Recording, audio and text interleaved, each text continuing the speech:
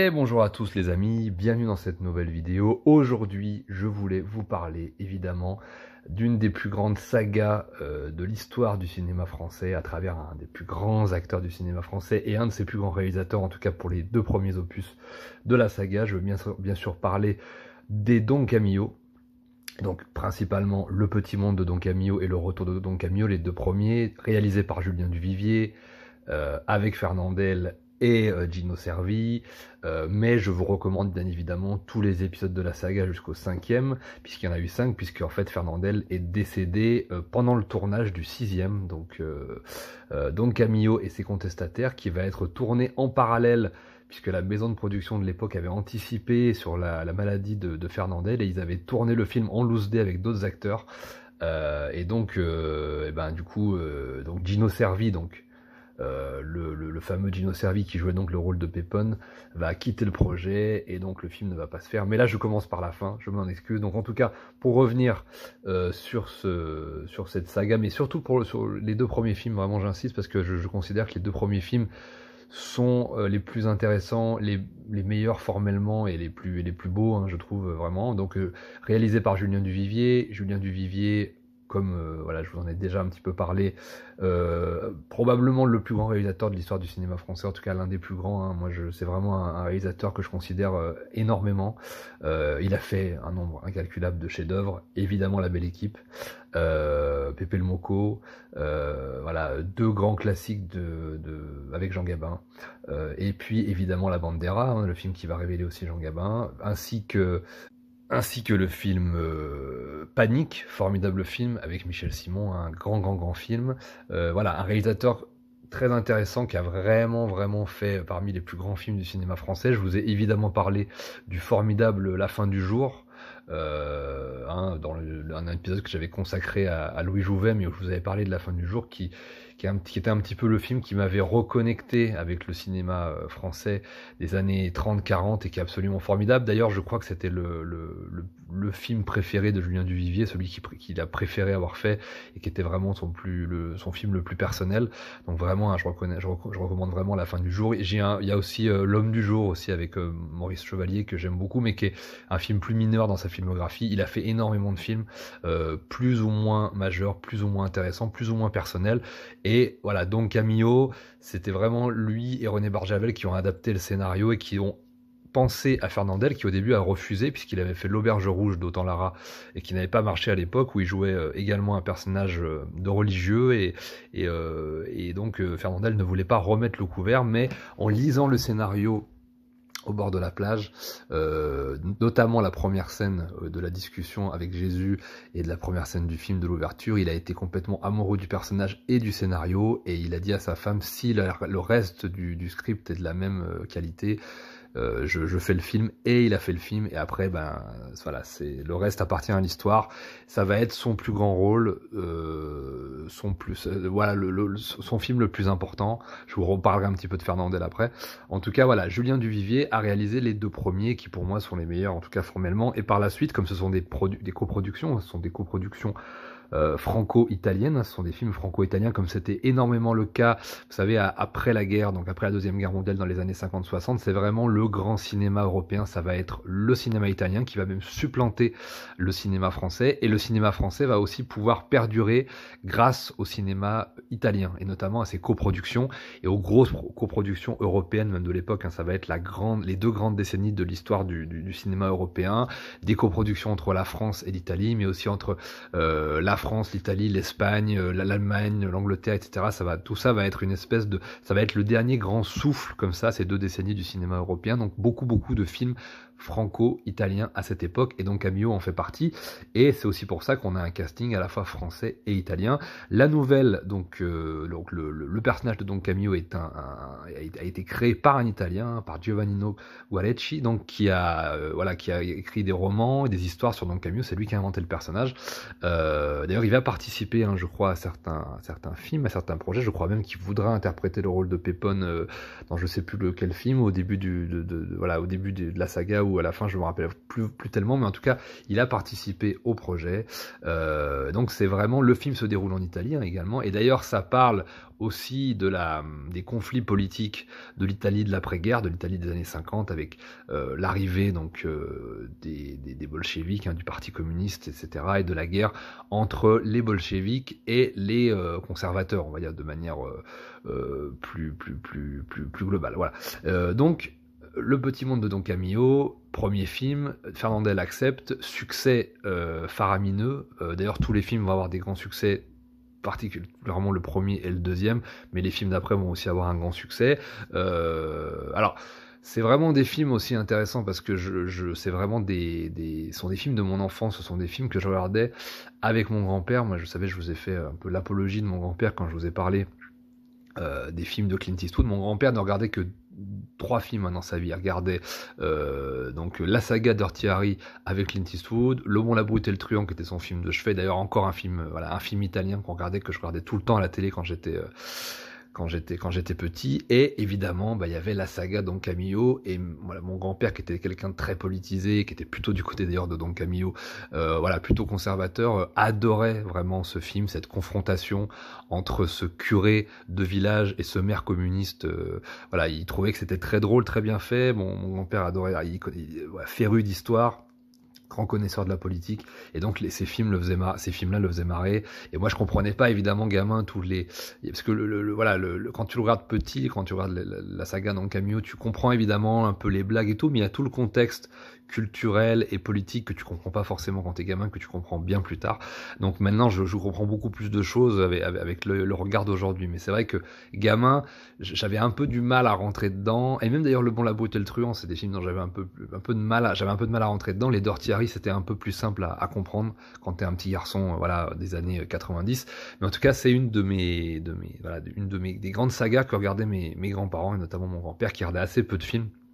D'ailleurs, je voulais lui rendre un petit hommage aujourd'hui, comme je l'ai fait avec Clint Eastwood, voilà, mon grand-père, grand homme, et qui avait effectivement, qui lisait beaucoup, mais qui regardait pas beaucoup de films. En tout cas, l'univers de Don Camillo me fait penser à lui, et aussi à cette défense un peu de la culture européenne et du village européen, puisque le film traite en fait de ça, hein. C'est vraiment la beauté du film, c'est l'apologie finalement du village européen, même s'il y a conflit effectivement entre son curé et son maire. En fait, ces personnages reprennent voilà, le sempiternel, voilà, l'espèce d'image comme ça d'Épinal du village européen.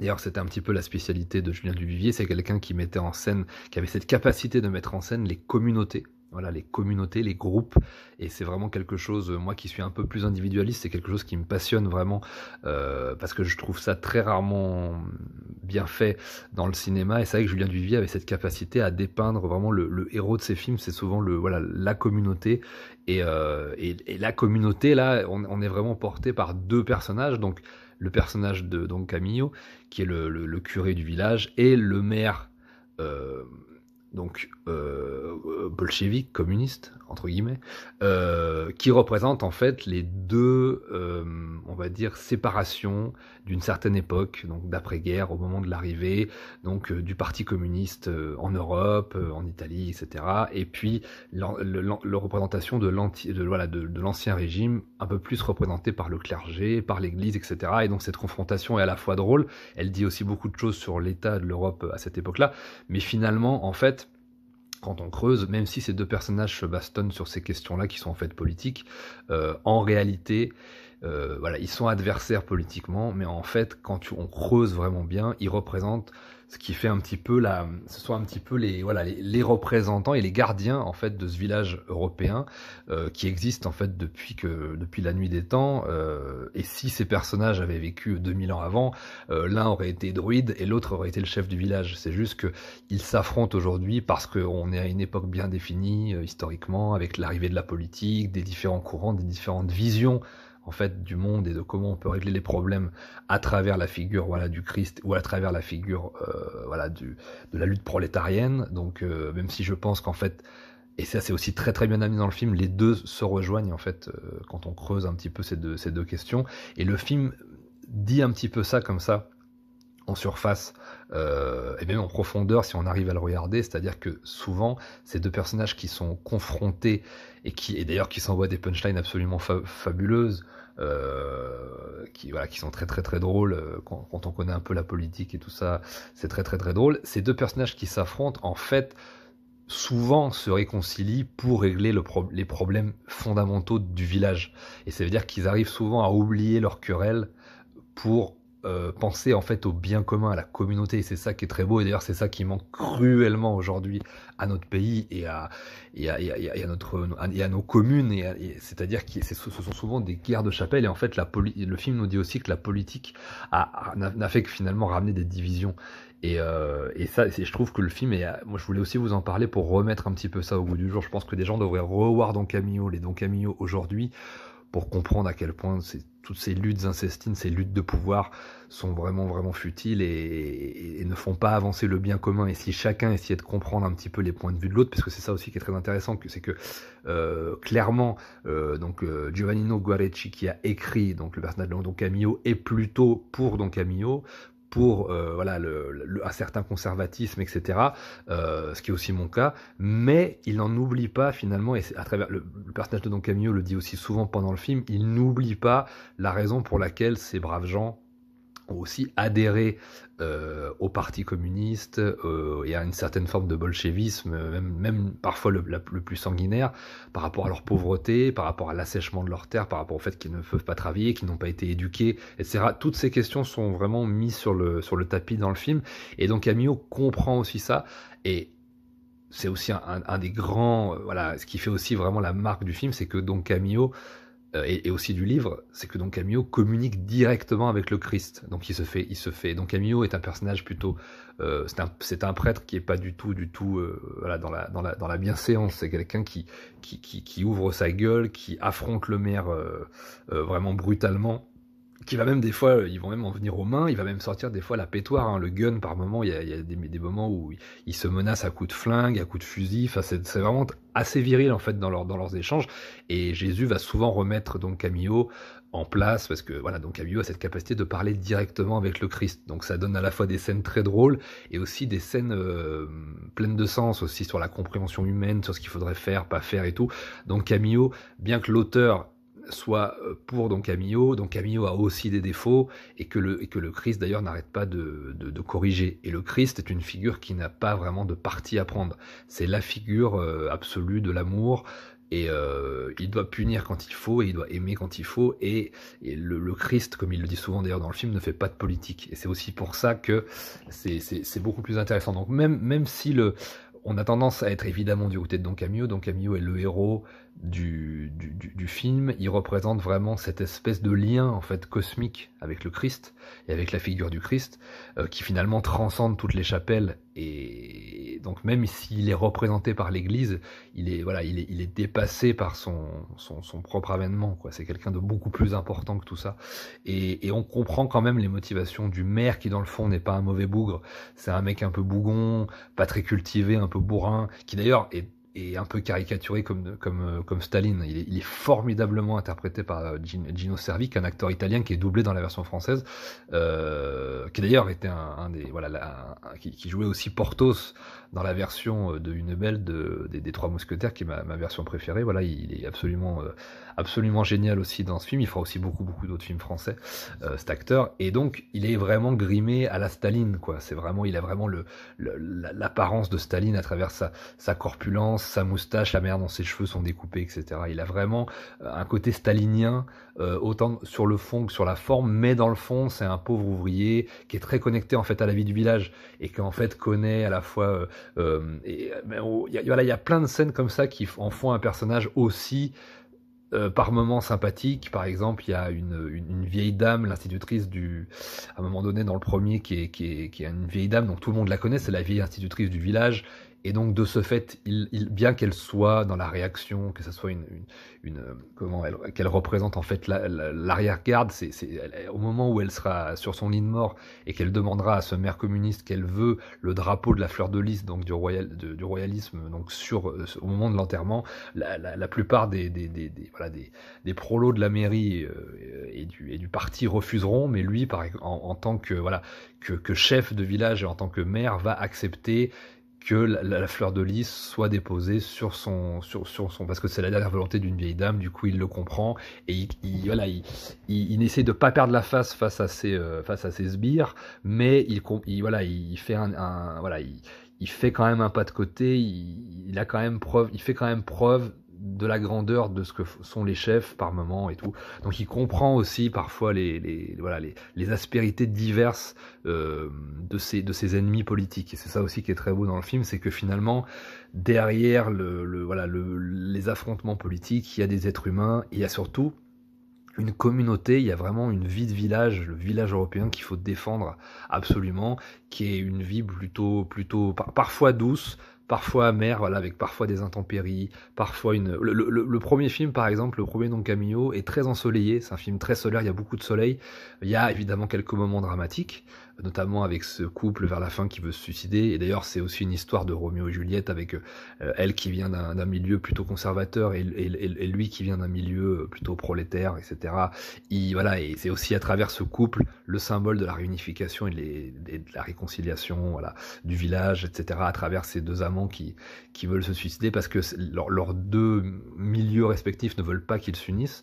Donc il y a aussi ça qui est très très beau dans le premier. Donc le premier est très solaire, et le deuxième est beaucoup plus enneigé et beaucoup plus ça finit sur une inondation par exemple, et pareil, la fin du deuxième épisode, le retour de Don Camillo, est très très beau à travers l'inondation. Le village se fait inonder et finalement il y a une espèce de beauté finalement de la figure du maire communiste qui redevient le chef du village traditionnel, primordial, et puis ce curé qui redevient finalement le druide, le guérisseur, le bienveillant, celui qui communique avec Dieu ou avec les dieux en fonction des points de vue, et puis derrière le peuple qui finalement les remercie chacun à leur manière de faire les bonnes choses pour eux. Donc c'est vraiment ça qu'il faut retenir dans les deux premiers Don Camillo. D'ailleurs les deux premiers se regardent vraiment comme un diptyque, ça pourrait presque être un film en deux parties de 2 heures, donc un gros film de 4 heures, le deuxième commence vraiment juste après le premier film,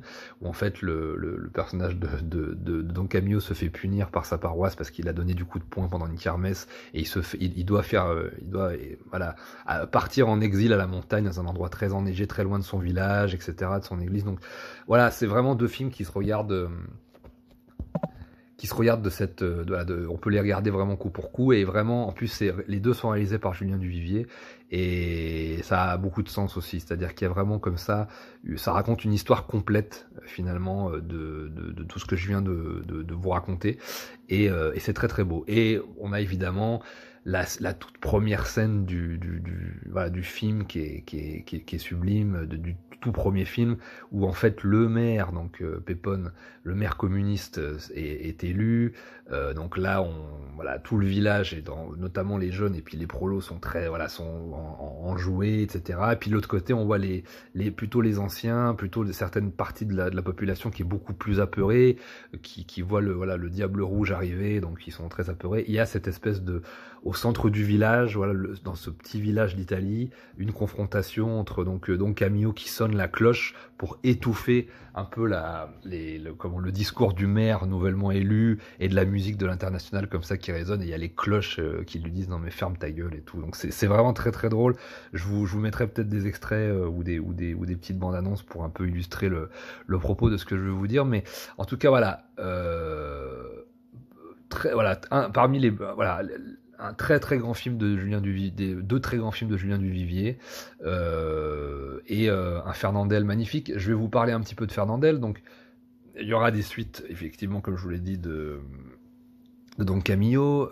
Il y aura donc les 3 suites qui vont se faire et dont malheureusement la 4e suite qui se finira pas.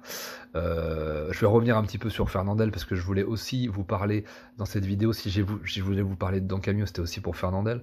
Donc acteur qui va commencer sa carrière un petit peu en parallèle avec Jean Gabin, c'est-à-dire que ce sont des acteurs qui ont commencé d'abord dans le music-hall, puis qui vont arriver, qui vont être de véritables vedettes à l'époque, à l'arrivée du cinéma parlant. Donc ils vont vraiment faire leur petit bonhomme de chemin à la fois ensemble et séparément, puisqu'ils vont tourner quelques films d'avant-guerre, donc dans les années 30-40 ensemble, notamment Les Gaîtés de l'Escadron par exemple de Marcel Tourneur, de Maurice Tourneur avec Rému.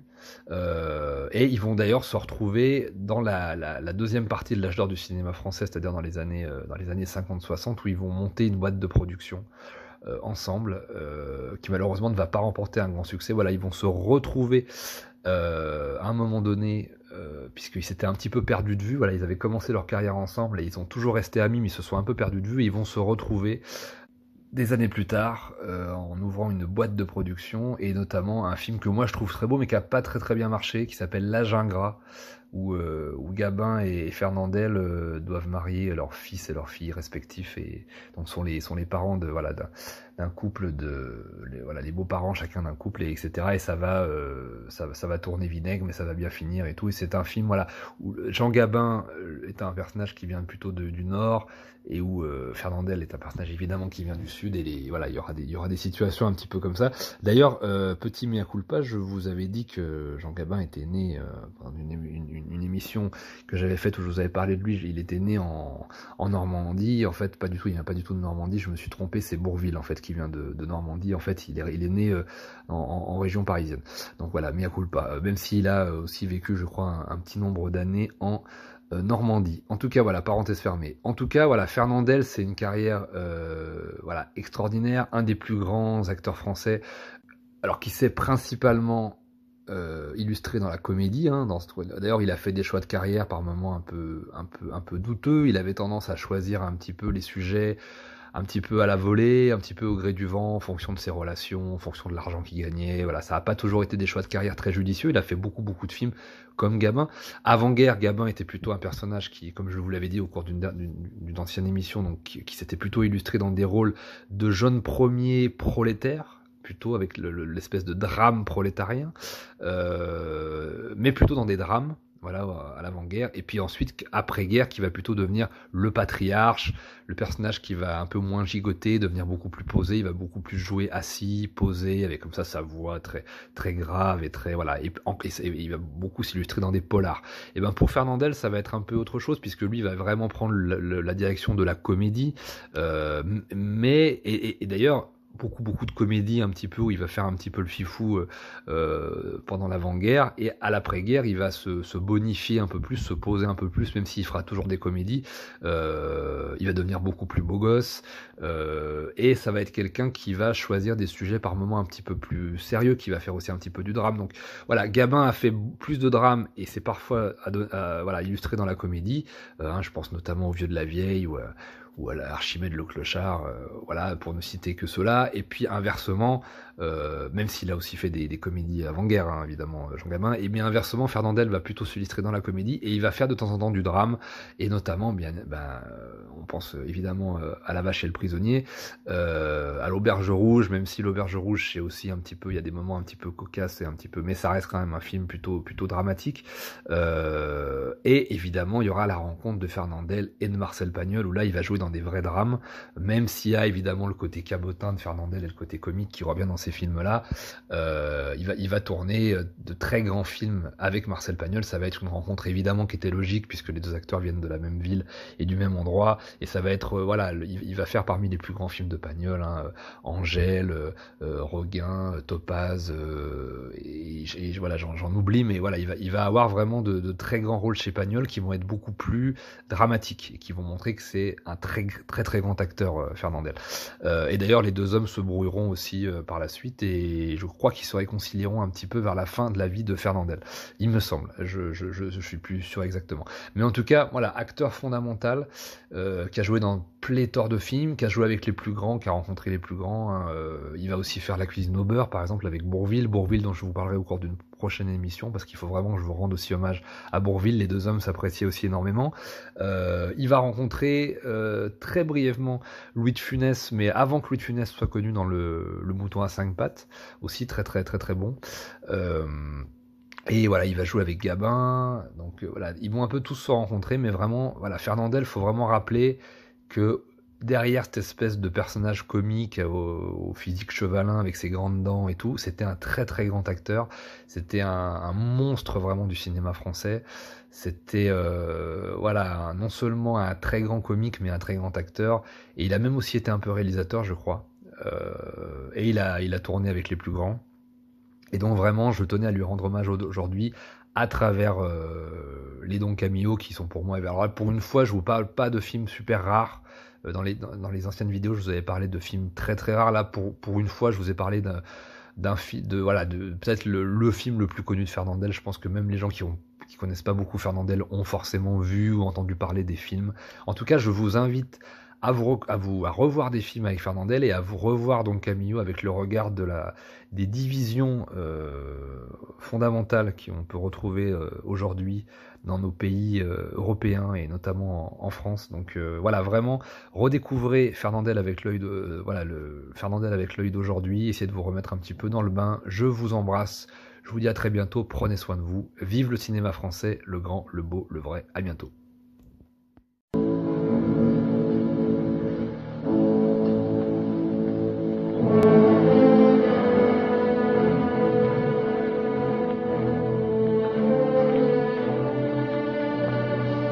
Allez, oust.